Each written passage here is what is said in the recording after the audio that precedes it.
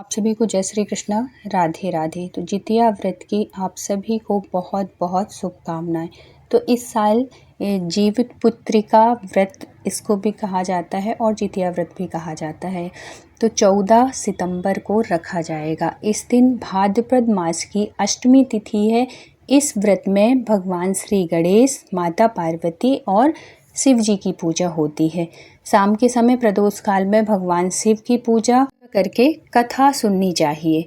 इस व्रत को करने के बाद कथा का बहुत महत्व है।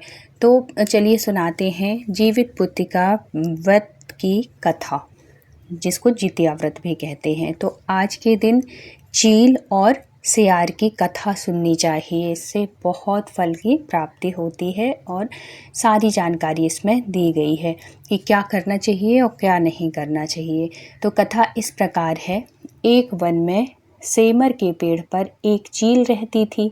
पास की झाड़ी में एक सियारिन भी रहती थी। दोनों आपस में दोस्त थीं। चील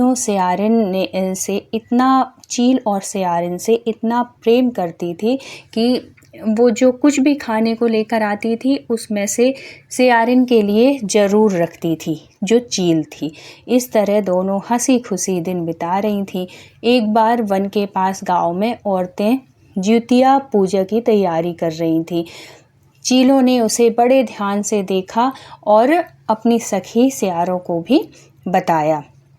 फिर दोनों सहेलियों ने तय किया कि वे भी ये जो व्रत है इसको करेंगी।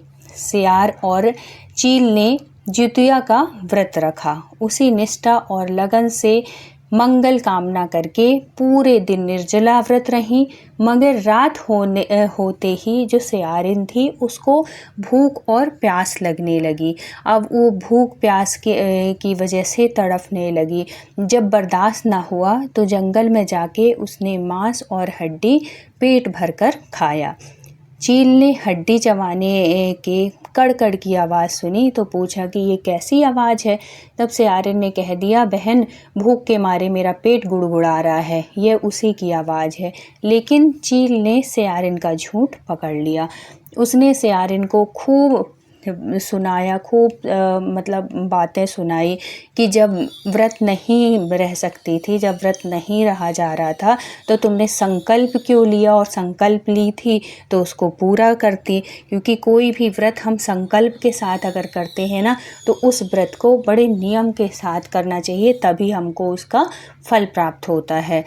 अब चील रात भर भूखे प्यासे रहकर व्रत की। अगले जन्म में दोनों मनुष्य रूप में राजकुमारी बनकर सगी बहनें हुई, जो चील थी और सियारिन थी।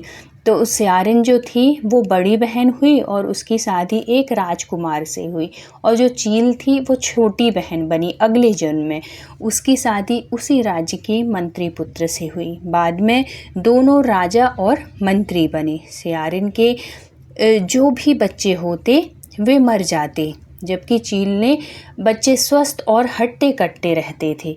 इससे उसे जलन होने लगी कि उसने उन्हें मारना, और फिर जलन की वजह से उसने उन बच्चों को मारने की सोची। उनका सिर कटवाकर डब्बे में बंद कर दिया करती थी। इतनी चिढ़ हो गई थी तो वो जो शीश होता था, उन बच्चों का जो गला होता था, वो मिठाई के रूप में बन जाता था और बच्चों का बाल बांका तक नहीं होता था। इस तरह सियारिन की बहन ने बच्चों को कई बार मारने की कोशिश की, लेकिन वो सफल नहीं हो पाई। आखिरकार उसने अपनी बहन से पूछ लिया कि बहन, ऐसा करती है जिसकी वजह से तेरे बच्चे जो है, मैंने इतनी कोशिश की मारने की, लेकिन वो मरते नहीं हैं और हर बार जीवित रह जाते हैं। ऐसा क्या किया तूने? क्योंकि उसको अपनी गलती का आभास हो गया। कई बार उसने मारा और जब मरे नहीं तो उसको लगा कि ज़रूर ये कुछ करती होगी तो मैं भी अपने बच्चों के लिए करूं। तब उसने बताया, वो जो उसकी बहन थी उसने बताने लगी कि जीवित पुत्रिका का जो व्रत था, मैंने पिछले जन्म में भी बहुत विधि विधान से संकल्प लेके करती थी और मैं इस जन्म में भी भूली नहीं हूँ। ये व्रत का महत्व ही था। व्रत की वजह से ही मेरे जो पुत्र थे वो उनके ऊपर कोई असर नहीं हुआ तुम्हारी इस तरीके की हरकतों की वजह से भी।